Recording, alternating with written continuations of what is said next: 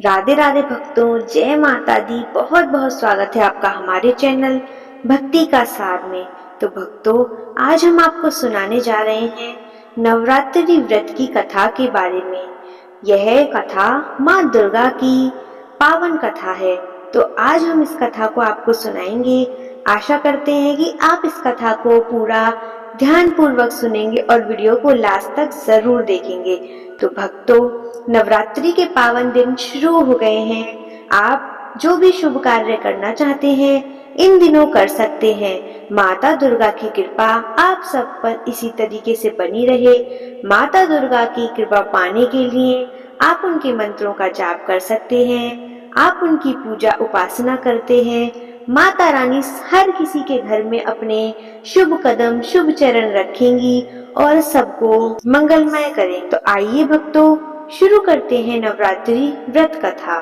नवरात्रि व्रत कथा के अनुसार एक समय बृहस्पति जी ने ब्रह्मा जी के समक्ष चैत व अश्विन मास के शुक्ल पक्ष में पड़ने वाले नवरात्र का महत्व जानने की इच्छा जताई।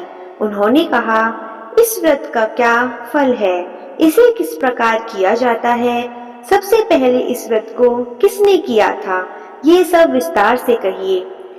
बृहस्पति जी के प्रश्नों का जवाब देते हुए ब्रह्मा जी ने कहा, हे बृहस्पति, प्राणियों के हित की इच्छा से तुमने बहुत अच्छा प्रश्न किया है। जो इस इंसान मनोरथ पूर्ण करने वाली माँ दुर्गा, महादेव, सूर्य और नारायण का ध्यान करता है वे धन्य है। यह नवरात्र व्रत संपूर्ण मनोकामनाओं को पूर्ण करने वाला है। इस व्रत को करने से पुत्र सुख, धन, विद्या और सुख मिलता है। इस व्रत को करने से रोग दूर हो जाता है, घर में समृद्धि की वृद्धि होती है, बांधे को पुत्र प्राप्त होता है, समस्त पापों से छुटकारा मिल जाता है। जो भी मनुष्य इस नवरात्र व्रत को नहीं करता वह अनेक दुखों को भोगता है। यदि व्रत करने वाला मनुष्य सारे दिन का उपवास ना कर सके तो एक समय भोजन करे और 10 दिन बांधवों सहित नवरात्रि व्रत की कथा का श्रवण करे।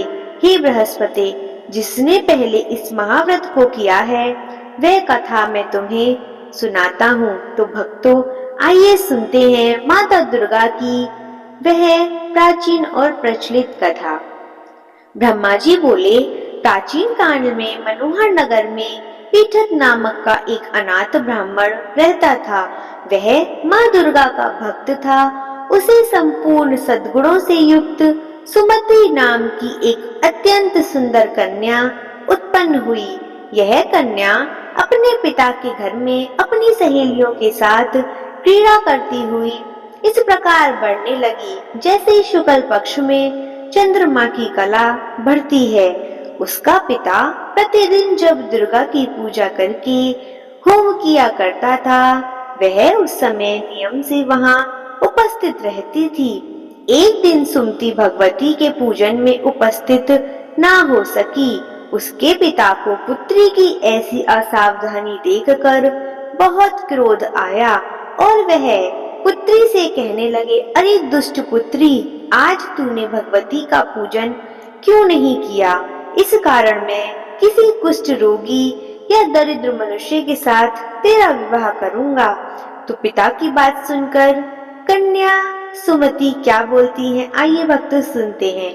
पिता की बात सुनकर सुमति को बड़ा ही दुख हुआ और पिता से कहने लगी, हे पिता परमेश्वर, मैं आपकी कन्या हूँ तथा सब तरह आपके अधीन हूँ। जैसी आपकी इच्छा हो वैसा ही कीजिए। चाहे राजा से, चाहे कुष्ठी से, चाहे दरिद्र से, जिसके साथ चाहो मेरा विवाह करना चाहो कर दो, पर होगा वही जो मेरे भाग्य में लिखा है। क्योंकि कर्म करना मनुष्य के अधीन है पर फल देना ईश्वर के अधीन है। कन्या के निर्भयता से कहे हुए वचन ब्राह्मण ने सुना।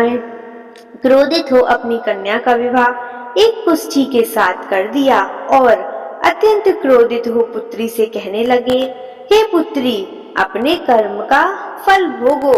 देखे भाग्य के भरोसे रहकर क्या करती हो। पिता के ऐसे कटु वचन को सुनकर सुमति मन में विचार करने लगी, अहो मेरा बड़ा दुर्भाग्य है जिससे मुझे ऐसा पति मिला। इस तरह अपने दुख का विचार करती हुई वह कन्या अपने पति के साथ वन में चली गई और डरावने कुशायुक्त उस निर्जन वन में उन्होंने एक रात बड़े कष्ट से व्यतीत की।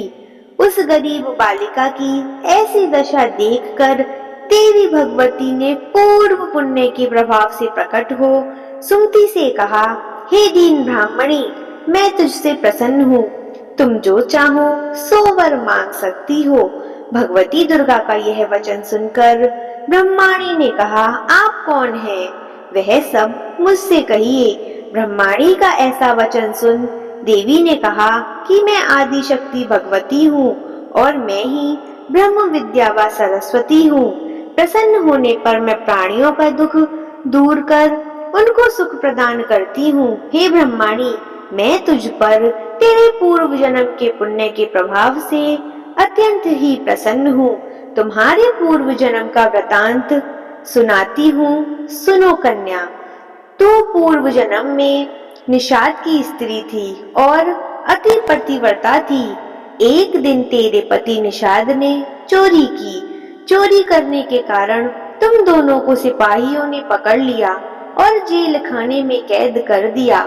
उन लोगों ने तुझको और तेरे पति को भोजन भी नहीं दिया। इस प्रकार नवरात्रि के दिनों में तुमने ना तो कुछ खाया और ना ही कुछ पिया।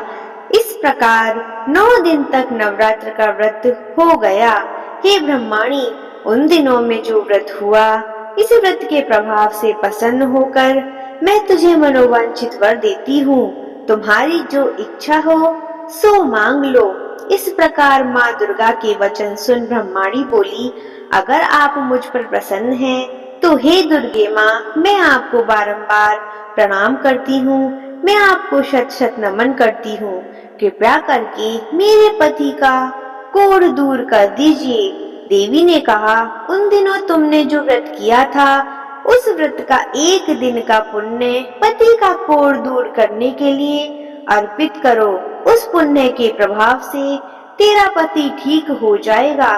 इस प्रकार देवी के वचन सुनकर वह ब्रह्माणी अत्यधिक प्रसन्न हुई और पति को निरोग करने की इच्छा से जब उसने तथा अस्तु ऐसा वचन कहा, तब उसके पति का शरीर माँ भगवती दुर्गा की कृपा से कुष्ठ रोग से रहित हो गया।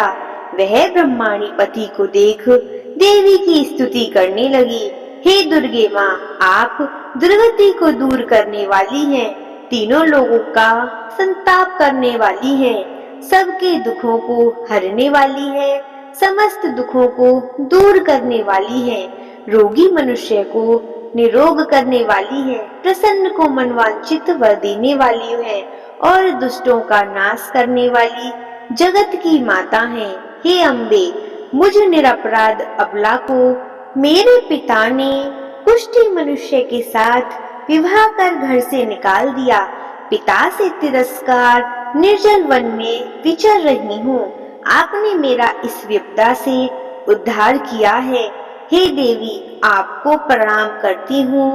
आपको मैं शत शत नमन और बारंबार प्रणाम करती हूँ। मेरी रक्षा करो।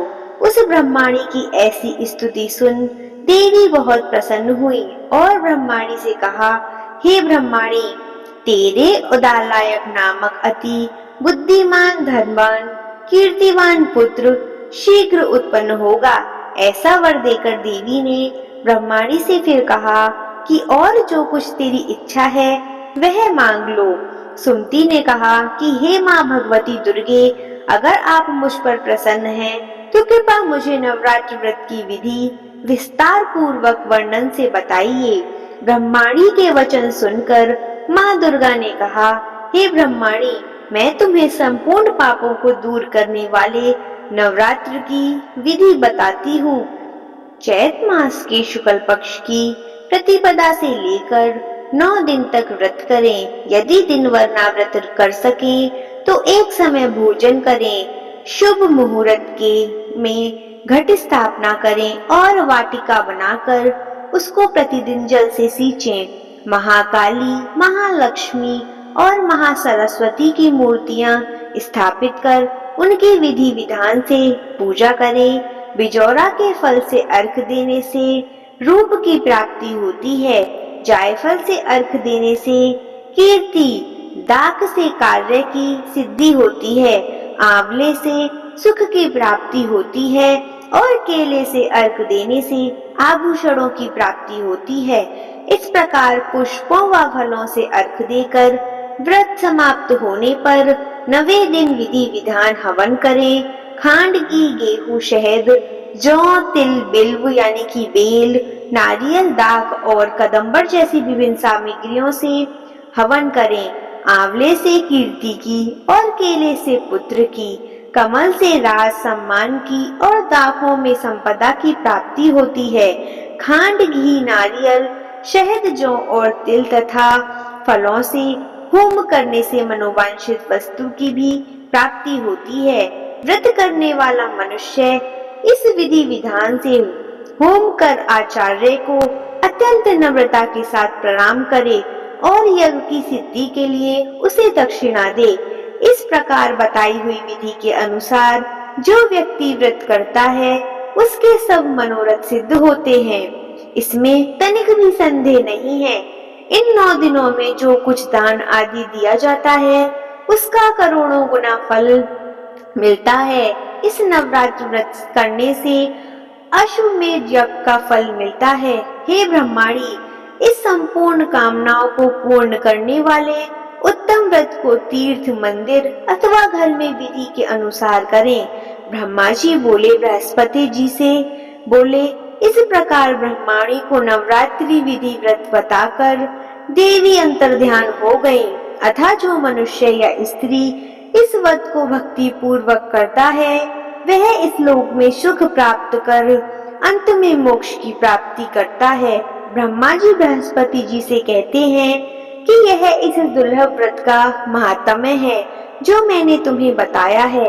ऐसा सुन बृहस्पति जी आनंद से प्रफुल्लित हो गए और कहने लगे कि हे ब्राह्मण, आपने मुझ पर अति कृपा की जो मुझे इस व्रत का महत्व सुनाया। ब्रह्मा जी बोले कि हे बृहस्पति, यह देवी भगवती संपूर्ण लोगों का पालन करने वाली है। इस महादेवी के प्रभाव को कौन जान सकता है। तो भक्तों बोलो, देवी भगवती की जय, माँ दुर्गा की जय।